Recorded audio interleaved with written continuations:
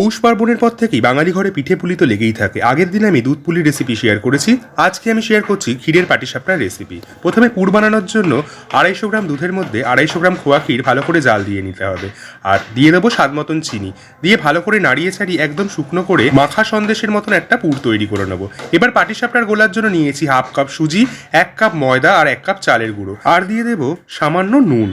এবারে এই মিশ্রণটাকে পুরো শুকনো অবস্থায় একবার ভালো করে মিশিয়ে নেবো। এবার অল্প অল্প করে গরম জল দিয়ে এটাকে ভালো করে নাড়িয়ে চাড়িয়ে স্বাদ মতন চিনি দিয়ে দেবো, দিয়ে ভালো করে ফেটিয়ে একটা স্মুথ ব্যাটার তৈরি করে নেবো। এবারে ফ্রাইং প্যানের মধ্যে বেগুন বোটার সাহায্যে তেল ব্রাশ করে নিয়ে 1 হাতা করে গোলা দিয়ে ভালো করে গোল করে ছড়িয়ে নিয়ে ক্ষীরের পুর দিয়ে এবার পাটে পাটে ভাঁজ করে এটাকে তুলে নিতে হবে। এই পিঠেটাকে পাটে পাটে ভাঁজ করে তুলে নেওয়া হয় বলে নাম দেওয়া হয়েছে পাটিসাপটা। এই পাটিসাপটা বাড়িতে অবশ্যই বানিয়ে আপনারা খেয়ে পৌষ পার্বণ এনজয় করুন, আর অবশ্যই জানান কেমন লাগলো, আর ভালো লাগলে লাইক কমেন্ট শেয়ার করতে ভুলবেন না।